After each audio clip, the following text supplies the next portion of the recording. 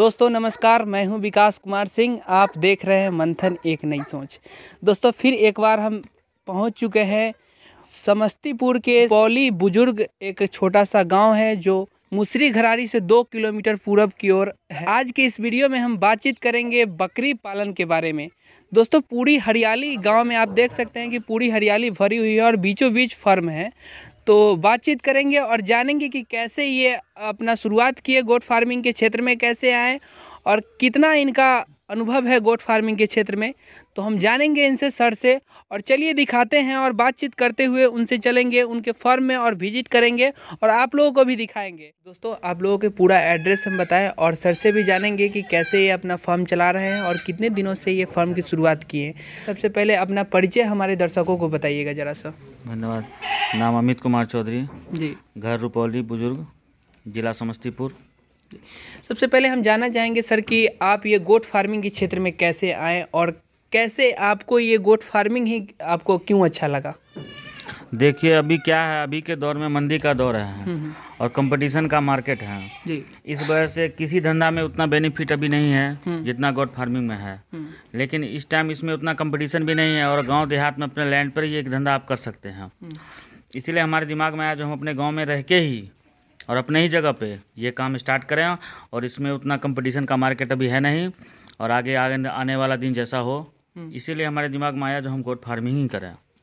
Sir गोट farming के क्षेत्र में बहुत सारे लोग आ रहे हैं, आज के समय में फेल हो जा रहे हैं, तो आप ये जो आपका आना हुआ और ये कैसे आपने शुरुआत किया, तो क्या क्या परेशानी क्या क्या देखने को मिला? एक तो हमने कोरोना काल में फार्मिंग चालू की जिसकी वजह से 1-2 बकरी को कोरोना भी हो गया था, लेकिन फिर हम लोगों ने उसके ट्रीटमेंट के दौरान उसको ठीक किया गया उसको।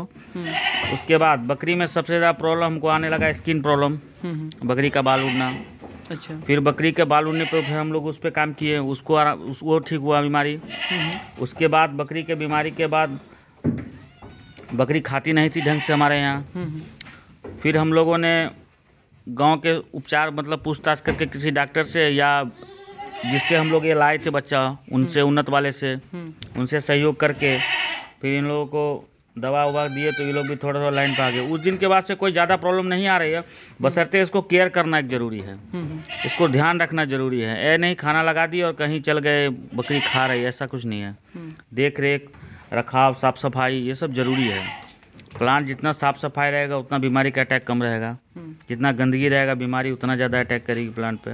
जब आप स्टार्टिंग किए थे सर, तो इससे पहले आप कहीं से ट्रेनिंग वगैरह भी लिए थे? हाँ, ट्रेनिंग लिए थे। CRIG गए थे मुकदम मथुरा, वहाँ से हम ट्रेनिंग लेके आए हैं। पिछले कोरोना काल से पहले गए थे, वहाँ से ट्रेनिंग के बाद ही हम ये प्लांट खोले यहाँ के। अच्छा, कितने दिनों का ट्रेनिंग वहाँ पे हुआ? 3 दिनों की ट्रेनिंग वहाँ होती है हमारे जी। गौतम सर के मतलब परामर्श से हम लोग ये काम चालू किए, वहाँ के प्रोफेसर हैं वो।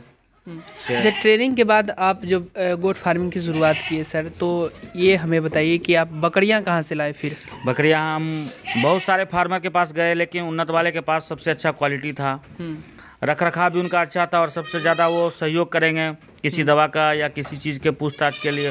और फार्मर बकरी बेच लिए, फ़ोन नहीं उठाए, लेकिन वैसा उसमें बात वहाँ नहीं है।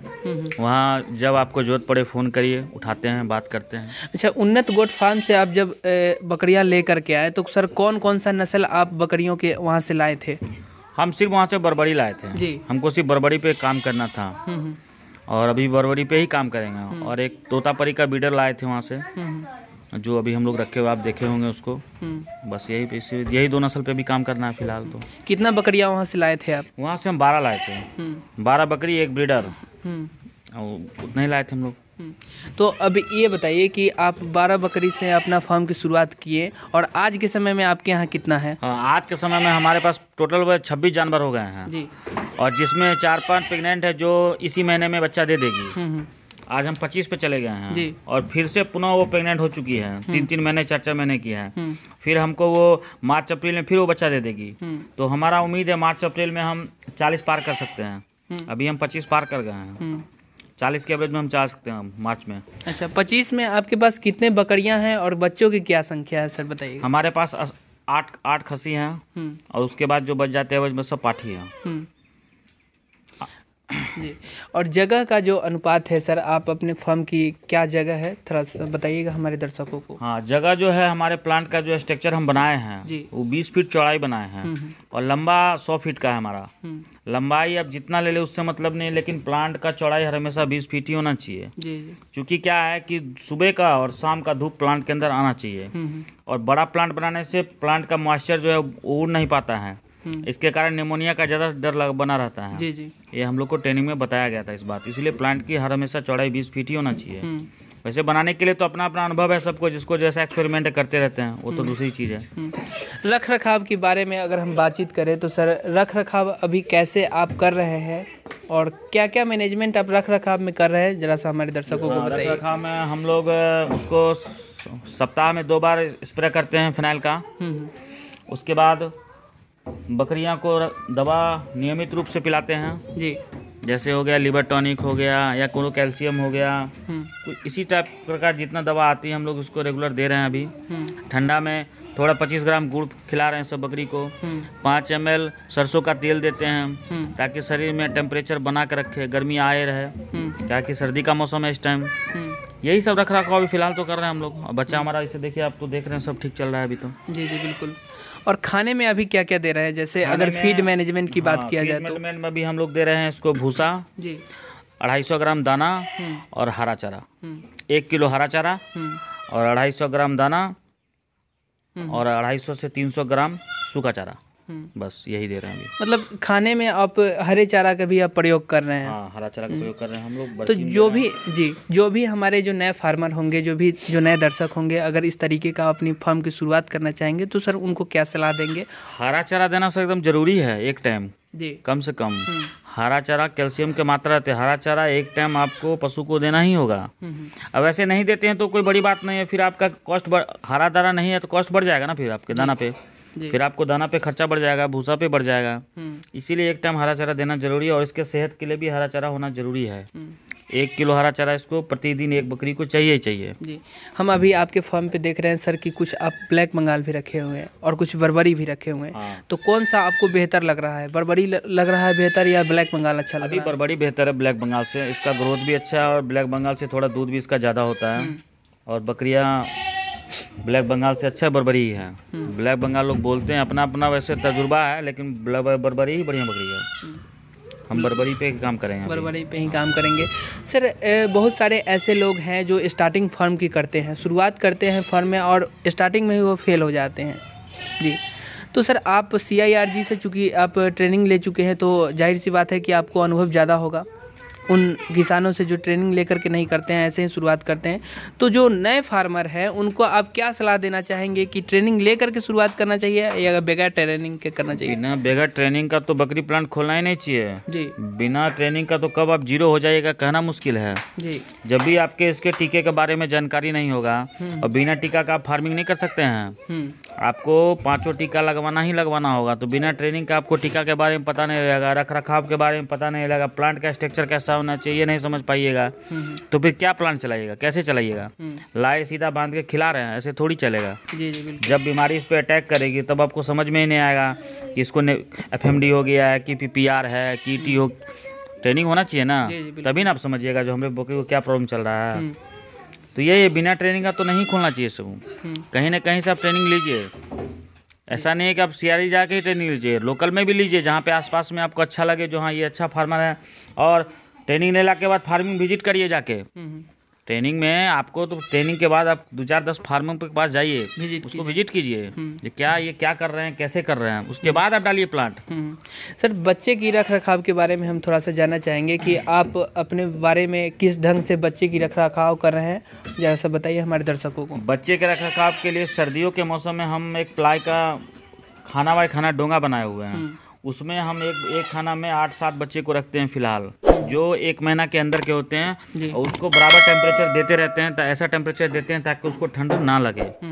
उसके बाद 2 महीने के बाद का अलग खाना बनाए हैं, उसमें बच्चे रखते हैं। और 3रे महीने के बाद तो सभी बच्चे बाहर घूम रहे हैं। बस 2 महीने बच्चे का रखना है। किसी भी तरीके का बच्चे को परेशानी नहीं हो रहा है? नहीं, हमको कोई परेशानी नहीं हो रहा है, हम उसको रख रहे हैं। आप देख ही रहे हैं, आप तो आए हैं, आप देख रहे हैं सारे बच्चे कैसे किस ढंग के हैं। और बच्चा एकदम स्वस्थ है, ऐसा भी नहीं है कि भी ठंडा है तो बीमार है या कुछ है। आपके सामने है जो है देख रहे हैं। सर आपके बारे में हम देख रहे हैं कि लकड़ी की चौकी भी आपने लगाया है, इससे क्या बेनिफिट हो रहा है हमारे दर्शकों को बताइए। लकड़ी का चौकी लगाने से 2-3 बात है। एक तो है सर्दी के मौसम में निमोनिया का डर कम रहेगा, बकरी खाने के बाद सीधा उस पर जाके बैठेगी, आपके जमीन से संपर्क उसको बहुत कम रहेगा। दूसरी बात, उछल कूद करने में बकरी का स्वभाव है उछल कूद करना, वो ऐसे समतल जगह पे चलने से इसका ग्रोथ नहीं बढ़ता है। देखे होंगे बड़े बड़े फार्मिंग में लैंड पे प्लास्टर का कभी स्लेब बना के छोड़ देता है, कभी कुछ बना के, ताकि बकरी उस पर चढ़े कूद के। बकरी को उछल कूद जरूरी है पचने के लिए भोजन, इसीलिए हमारे दिमाग में आया जो हम चौकी लगा देते हैं और सब जाके चौकी पे बैठेगी, और वही हो रहा है। आप देखिए सभी बकरी 2 बजे में खाना लगाएंगे और खा के 3 बजे में सब जाके बैठ जाएगी, एक भी आपको नीचे नहीं आएगी।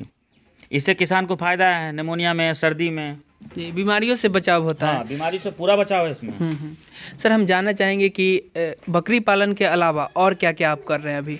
बकरी पालन के अलावा हम दवा का दुकान चलाते हैं, राशन का दुकान है मेरे पास, और 2-3 बीघा हम परवल का खेती करते हैं। अच्छा, अभी हम लोग इतना ही कर रहे हैं। आने वाले समय में इस फार्मिंग को और आगे बढ़ाना है या फिर इसी को सीमित रखना है अभी?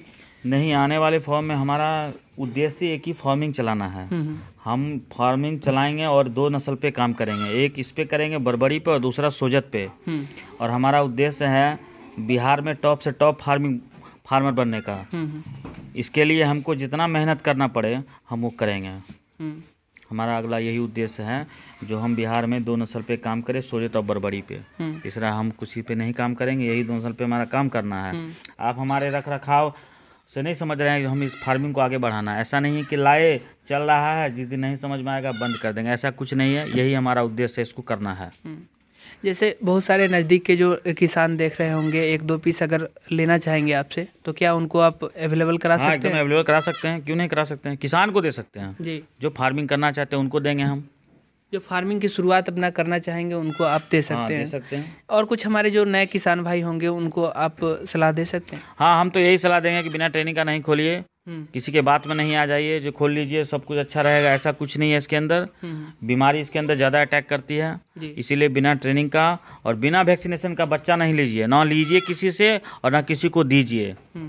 सबको बराबर टीका लगा के और तभी किसी के साथ बच्चा खरीदिए। अगर कहीं से खरीद भी रहे हैं तो उससे पूछिए आपने लगाया है, नहीं लगाया तो अब लगवा के लीजिए उससे। बाड़े की क्या स्ट्रक्चर होगा अगर कोई शुरुआत करता है? तो जो भी किसान भाई होंगे अगर इस वीडियो को देख रहे होंगे तो वो जानना चाहेंगे कि क्या बाड़े का किस तरीके से बनाना चाहिए। देखिए, भाड़े तो कम से कम लागत में बनना चाहिए, लेकिन भाड़े का जो बनावट है वो आपको 20 फीट ही चौड़ा बनवाइए, चाहे लैंड आपका कितना भी बड़ा हो वहाँ पे। और लंबाई जो रखना आप अपने हिसाब से रख के उसको पार्टीशन कर सकते हैं, लेकिन भाड़े की चौड़ाई सिर्फ 20 फीट ही होना चाहिए। चूँकि कारण क्या होता है, सुबह का धूप और शाम का धूप आपके भाड़े में आना चाहिए, तो आप सिर्फ 20 फीट में हो जाए। और ये हमारे ट्रेनिंग में बताया गया CRI में प्लांट 20 फीट का ही है, क्योंकि CRI में जब एक्सपेरिमेंट किया गया तो वो लोग भी प्लांट में भाड़ा बड़े बड़े बनाते थे, लेकिन उससे उनके बकरी का निमोनिया ज़्यादा अटैक करते थे, तो वो लोग भी एक्सपेरिमेंट करके 20 फीट चौड़ा ही बनाना चालू किए। तो हम लोग को ट्रेनिंग में यही बात बताया गया। एक बारे में कितना बकरियों की संख्या रखना जरूरी होता है? हाँ, एक भाड़े में कम से कम हम अभी फ़िलहाल एक भाड़े में 20 बकरी होना चाहिए कम से कम, मैक्सिमम। 100 बच्चे का प्लांट अगर आप बनाते हैं तो उस हिसाब का पार्टीशन करिए। और वैसे तो अपना अपना हिसाब है रखने का, उसमें कोनो भारी बात नहीं है। हम 10 रखते हैं, कोई 15 रखेगा, कोई 20 हो, तो जगह के हिसाब से अपना अपना सोच है। लेकिन भाड़ा तो 20 फीट चौड़ा ही बनाना चाहिए। जी जी बिल्कुल। सर ये एक और सवाल हम जानना चाहेंगे आपसे कि कोई भी अगर फार्मिंग की शुरुआत करता है सर, तो इकट्ठे अगर सारे बकरियों को, प्रेग्नेंट बकरियों को या फिर जो खाली बकरी है वो उस सबको अलग अलग रखने की आवश्यकता होती है या फिर एक ही साथ रखने की ज़रूरत होती है? अलग अलग देखिए, बकरी जब भी आपकी प्रेग्नेंट हो गई, 2-3 महीने के बाद बकरी आपकी प्रेग्नेंट हो गई, उसको आप अलग भाड़ा में करके रखिए। क्योंकि बकरी जात झगड़ालू जात होती है, पूरे दिन झगड़ते रगड़ते रहती है। अब उसके पेट में कोई मार दिया, आपका बच्चा और डैमेज हो जाएगा। प्रेग्नेंट बकरी का अलग भाड़ा बनाइए, उसके बाद जो प्रेग्नेंट नहीं उसका अलग भाड़ा बनाइए, और बच्चे का अलग भाड़ा रखिए।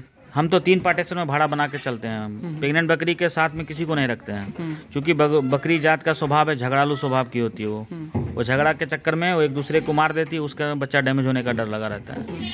एक और सवाल हम आपसे करना चाहेंगे कि अगर बेहतर ग्रोथ अगर माना जाए तो सर आप 6 महीना से कर रहे हैं, तो कौन सा आपको बेहतर फीड लग रहा है कि अगर खिलाने से बेहतर बकरियों को ग्रोथ किया जा सकता है? हम तो देखिए मक्का देते हैं, और इसको मक्का देने के बाद हम 3 महीना पे इसको कीड़ा का दवा और ब्रोटॉन और न्यूरोकाइन मल्टीविटामिन गोल्ड, ये तीनों चीज़ का हम उपयोग करते हैं। हम ज़्यादा इसको फीडिंग में ज़्यादा कुछ नहीं देते, हम सिर्फ मक्का देते हैं। और हमारे मक्का पे अच्छा ग्रोथ कर रही है बकरियाँ।